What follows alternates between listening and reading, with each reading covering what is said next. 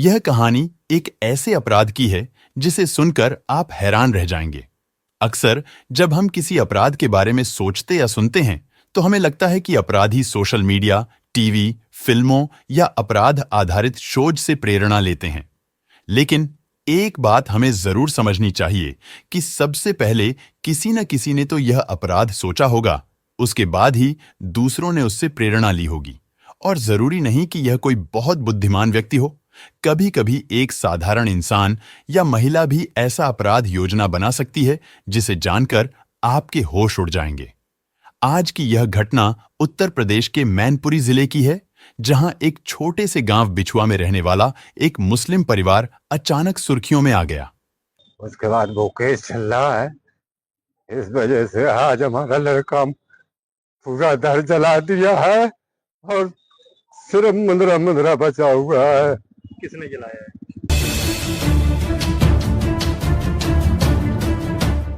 इस परिवार में साजिद नाम का एक व्यक्ति अपनी पत्नी आमना और पिता के साथ रह रहा था। परिवार सामान्य जीवन व्यतीत कर रहा था। ना किसी से झगड़ा, ना कोई विवाद, ना ही कोई पारिवारिक समस्या। साजिद और आमना की शादीशुदा जिंदगी भी सामान्य रूप से चल रही थी। लेकिन कुछ दिन पहले अचानक साजिद अपने घर से गायब हो गया। जाते समय उसने घर वालों से कहा कि वह थोड़ी देर में वापस आएगा, लेकिन उसके बाद वह लौट कर नहीं आया। जब आमना ने उसे फोन किया तो उसका फोन स्विच ऑन ऑफ था। कई बार कॉल करने के बावजूद कोई संपर्क नहीं हुआ। घबराई हुई आमना ने साजिद के पिता को इस बारे में बताया। जैसे ही पिता को इस घटना की जानकारी मिली, उन्होंने अपने बेटे की तलाश शुरू कर दी। इसके बाद क्या हुआ? क्या साजिद वापस लौटा या उसके साथ कुछ अनहोनी हुई? इस कहानी में आगे जो खुलासे हुए वे चौंकाने वाले थे। साजिद के अचानक लापता होने के बाद उसके परिवार में चिंता और डर का माहौल बन गया। सबसे पहले उसके पिता ने गांव के आसपास के लोगों से पूछताछ की कि किसी ने साजिद को कहीं देखा है या नहीं, लेकिन सभी ने यही जवाब दिया कि उन्होंने उसे नहीं देखा। इसके बाद उन्होंने साजिद के दोस्तों से भी पूछा, लेकिन वहां भी कोई सुराग नहीं मिला। समय बीतता गया और साजिद के पिता की चिंता बढ़ती रही। पत्नी आमना का रो रोकर बुरा हाल था। अंततः परिवार ने पुलिस से मदद लेने का फैसला किया और 112 नंबर पुलिस आपातकालीन हेल्पलाइन पर कॉल किया। पुलिस ने मामला दर्ज किया और जांच शुरू करने का आश्वासन दिया। इसी दौरान पुलिस को एक अज्ञात कॉल आया। कॉल करने वाले व्यक्ति ने बताया कि वह अपने खेतों के पास से गुजर रहा था, तभी उसने वहां एक व्यक्ति की जली हुई लाश देखी। यह सुनते ही पुलिस तुरंत मौके पर पहुंची। जब पुलिस घटनास्थल पर पहुंची तो उन्होंने देखा कि शव 30 से 35 वर्ष के एक युवक का था, जो अच्छे कपड़े पहने हुए था। शव के सिर पर किसी भारी चीज से चोट के गहरे निशान थे और लाश को जलाने की कोशिश की गई थी। पुलिस ने तुरंत शव को कब्जे में लिया और इलाके की घेराबंदी कर फॉरेंसिक टीम को बुलाया। अब सबसे पहला सवाल यह था कि यह शव आखिर है किसका? पुलिस ने आसपास के इलाके में गुमशुदा लोगों की जानकारी निकालनी शुरू की। जल्द ही उन्हें पता चला कि साजिद नामक एक युवक कुछ दिनों से लापता था। इसके बाद पुलिस ने साजिद के पिता को बुलाया और शव की पहचान करने के लिए कहा। जब पिता ने शव देखा तो उनके पैरों तले जमीन खिसक गई।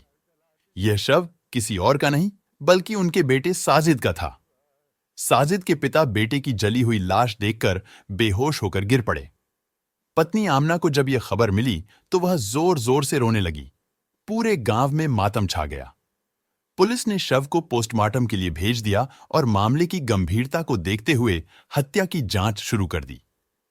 सबसे पहले पुलिस ने उस खेत की बारीकी से छानबीन की जहां लाश मिली थी, लेकिन वहां से कोई ठोस सबूत नहीं मिला।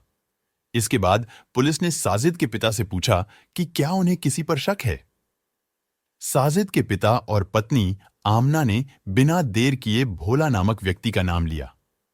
भोला से क्या दुश्मनी थी?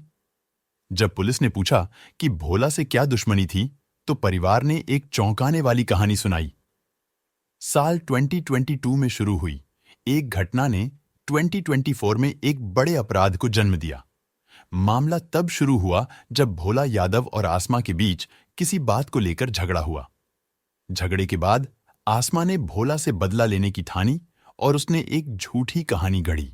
उसने दावा किया कि भोला और उसके दोस्तों ने उसके साथ दुष्कर्म किया। इसके बाद पुलिस ने भोला को गिरफ्तार किया, मामला कोर्ट में गया, लेकिन जांच पड़ताल के दौरान कोई ठोस सबूत नहीं मिला। कोर्ट ने भोला को जमानत दे दी। इससे आसमा को गुस्सा आया और उसने भोला को फंसाने के लिए और मुकदमे दर्ज करवाने शुरू कर दिए, लेकिन कोई ठोस कार्रवाई नहीं हो सकी। जब भोला को जमानत मिली, तब आसमा ने इसे अपनी हार समझा और सोचा कि अब उसे कुछ बड़ा करना होगा। भोला को झूठे केस में फंसाने की साजिश के दौरान साजिद ने अपनी पत्नी का साथ देने से इनकार कर दिया। उसने कहा कि जब भोला निर्दोष है तो उसे फंसाना गलत होगा, लेकिन आसमा किसी भी हाल में अपनी साजिश को अंजाम देना चाहती थी। साजिद के मना करने से पति पत्नी के बीच अनबन शुरू हो गई। यह झगड़ा इतना बढ़ गया कि उनकी शादीशुदा जिंदगी में दरार पड़ गई। इसी दौरान सुमित नाम का एक युवक आसमा की जिंदगी में आया। सुमित से उसकी बातचीत बढ़ने लगी और धीरे धीरे दोनों एक दूसरे के करीब आ गए। पुलिस जांच में पता चला कि जिस दिन साजिद लापता हुआ, उस दिन आसमा और सुमित घंटों फोन पर बात कर रहे थे। अब पुलिस को शक हुआ कि साजिद की हत्या में सुमित का हाथ हो सकता है। पुलिस ने सुमित और आसमा को हिरासत में लेकर पूछताछ की। पहले दोनों बचने की कोशिश करते रहे, लेकिन जब पुलिस ने सख्ती दिखाई तो उन्होंने अपना गुनाह कबूल कर लिया। असल में आसमा ने साजिद से बदला लेने और अपनी नई जिंदगी शुरू करने के लिए उसकी हत्या की साजिश रची थी। उसने सुमित को अपने जाल में फंसाया और उसे साजिद को मारने के लिए उकसाया। आसमा ने साजिद को रात के समय घर से बाहर बुलाया। वहां पहले से सुमित और उसके दोस्त मौजूद थे। जैसे ही साजिद वहां पहुंचा, उन लोगों ने उसके सिर पर भारी वस्तु से वार कर दिया। साजिद की मौके पर ही मौत हो गई। इसके बाद हत्या को छिपाने के लिए उन्होंने शव को खेत में ले जाकर जला दिया, ताकि पहचान करना मुश्किल हो जाए। पूरे मामले का पर्दाफाश होने के बाद पुलिस ने आसमा, सुमित और उसके साथियों को गिरफ्तार कर लिया। इस केस ने यह साबित कर दिया कि अपराध की असली वजह सिर्फ नफरत और बदले की भावना होती है। आसमा ने पहले भोला को झूठे केस में फंसाने की कोशिश की, लेकिन जब साजिद ने उसका साथ नहीं दिया तो उसने अपने ही पति को मरवा दिया। अब पुलिस इस केस में आगे की कानूनी कार्रवाई कर रही है और जल्द ही साजिद के गुनहगारों को सजा मिलेगी। साजिद की हत्या महज एक हादसा नहीं, बल्कि एक सोची समझी साजिश थी। इस साजिश की जड़ें वहां से शुरू होती हैं, जब उसकी पत्नी आसमा की जिंदगी में सुमित नाम का एक शख्स आता है। आसमा और सुमित की पहले बातचीत शुरू हुई, फिर मुलाकातें बढ़ीं और धीरे धीरे दोनों एक दूसरे को पसंद करने लगे। वे आए दिन मिलने लगे और उनके बीच नजदीकियां इतनी बढ़ गईं कि साजिद को शक होने लगा। पति ने किया विरोध, पत्नी ने रची खतरनाक साजिश। जब साजिद को इस रिश्ते की भनक लगी तो उसने इसका विरोध किया। उसने आसमा को समझाने की कोशिश की कि इस तरह का रिश्ता न सिर्फ उसकी बदनामी करेगा, बल्कि उसकी शादीशुदा जिंदगी भी बर्बाद कर देगा। लेकिन आसमा को यह बात नागवार गुजरी। अब उसके दिमाग में पति को रास्ते से हटाने का ख्याल आया। वजह सिर्फ सुमित से उसका रिश्ता ही नहीं था, बल्कि भोला वाले केस में भी साजिद ने उसका साथ नहीं दिया था। दोनों कारणों से वह अपने ही पति के खिलाफ खतरनाक योजना बनाने लगी। आसमा ने सुमित से इस बारे में बात की और दोनों ने मिलकर ऐसा तरीका खोजा जिससे किसी को शक भी ना हो और उनका रास्ता भी साफ हो जाए। सबसे पहले सुमित ने नशीली गोलियां लाकर आसमा को दी और कहा कि इन्हें साजिद की चाय में मिला देना। आसमा ने चाय में गोलियां मिला दी और साजिद को पिला दी। साजिद, जिसे अपनी पत्नी पर पूरा भरोसा था, बिना शक किए चाय पी गया। कुछ ही देर में उसे तेज नींद आने लगी और वह गहरी बेहोशी में चला गया। अब जैसे ही साजिद पूरी तरह बेहोश हुआ, सुमित और आसमा ने मिलकर उसके सिर पर रिंच से ताबड़तोड़ वार किए। जब तक साजिद की पूरी तरह मौत नहीं हो गई, तब तक वे उसके सिर पर चोट करते रहे। हत्या के बाद सवाल था, अब लाश का क्या करें? दोनों ने शव को खेतों में गन्ने के बीच ले जाकर छिपाने की योजना बनाई। वहां पहले से कटे हुए गन्ने के सूखे छिलकों और घास फूस का ढेर पड़ा था। इसी ढेर में साजिद की लाश डालकर आग लगा दी गई, ताकि वह पूरी तरह जल जाए और किसी को कुछ पता न चले। लेकिन इंसान का शरीर पूरी तरह जलाने के लिए बड़ी मात्रा में लकड़ी और बहुत तेज तापमान की जरूरत होती है, जो वहां नहीं था। इसलिए शव पूरी तरह नहीं जल पाया और पहचान के लायक बचा रह गया।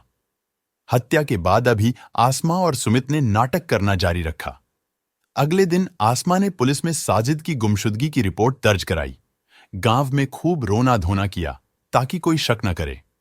जब पुलिस ने शव बरामद किया तब भोला यादव पर आरोप लगाने की योजना बनाई।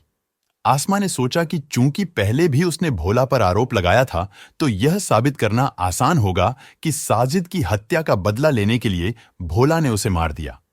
इससे एक ही बार में दो काम हो जाते, पति से छुटकारा और भोला से भी बदला। शुरुआत में पुलिस को भोला पर शक हुआ, लेकिन जब जांच गहराई से की गई तो कई राज खुलने लगे। पुलिस को पता चला कि आसमा और सुमित की घंटों बातचीत हो रही थी, खासकर साजिद के गायब होने वाले दिन। जब पुलिस ने सुमित और आसमा को हिरासत में लिया और सख्ती से पूछताछ की तो दोनों ने सच उगल दिया। अब पूरा मामला साफ हो चुका था। यह एक खौफनाक प्रेम कहानी थी जिसमें पत्नी ने अपने ही पति की बेरहमी से हत्या कर दी। पुलिस ने आसमा और सुमित को गिरफ्तार कर लिया और अब यह दोनों कानून के शिकंजे में हैं। यह कहानी हमें यह सिखाती है कि झूठ, धोखा और लालच इंसान को कहां तक गिरा सकता है।